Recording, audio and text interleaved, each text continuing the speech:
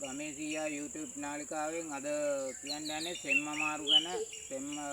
සෙම්මමාරු කිව්වහම ගොඩාක් විස්තර කරන්න තියෙනවා. සෙම්මමාරු මේ වලට මේ කැස්ස හෙම්බිරිස්සාව ඒ වගේ දේවල් වලට අමතරව හතිය ඇදුම ඒ ඔක්කොම සෙම්මමාරු වලට අයිති කොටස්. එතකොට සෙම්මමාරු වලට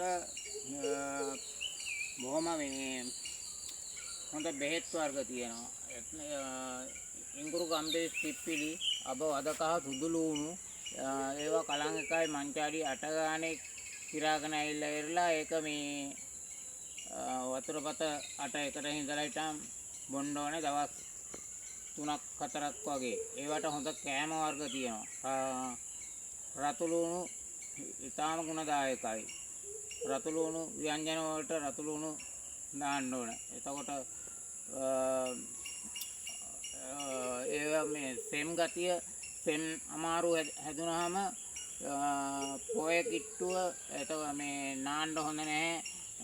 හතිය ඇදුම තියන අය පොයට නාන්න හොඳ නැහැ. පොයට කලින් දවසේ ඉඳන්ම පරිස්සම් වෙන්න ඕනේ. ඒ වගේ මේ පොයට හැදෙනවා. එතකොට මේ පිණි බාණ්ඩ නිදිමරණ්ඩ ඒ වගේ දේවල් හොඳ නැහැ. ඔය සෙම්මමාරු ගොඩාක් අඩු වෙනවා. ස්ටීම් බාත් කරපුවාම ස්ටීම් බාත් තියෙන තැනකට ගිහිල්ලා ඉස්සර නම් මමත් කළා ගම්පහයේම මේ මම කළා ස්ටීම් බාත් කියන්නේ මේ මුළු ශරීරයම දාලා ස්ටීම් කරන එකක්. ඒක මේ ස්ටීම් එකක් තියෙන තැනකට ගිහිල්ලා ඒකේ ඖෂධ වර්ග දාලා ඒක ඇතුලේ තමයි ඉන්නේ. ඔළුව විතරයි එළියට තියෙන්නේ. අර නාරවල අර මේ තියෙන ලේ කැටි ඒවා ඔක්කොම මේ අයලා යනවා. සෙම්මමාරු ගොඩාක් අඩු වෙනවා. දුම් වේදු තමයි ගොඩාක්ම හොඳ.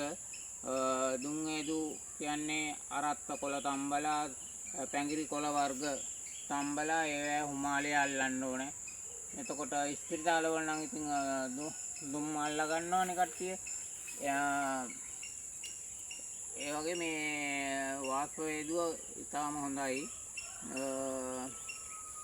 තව මේ ඔය මේ සෙම්මමාරු වලට මේ වැඩිය මේ හොඳ නෑ. නිදි මරන්නම හොඳම නෑ. නිදි මරන්න හොඳ නෑ.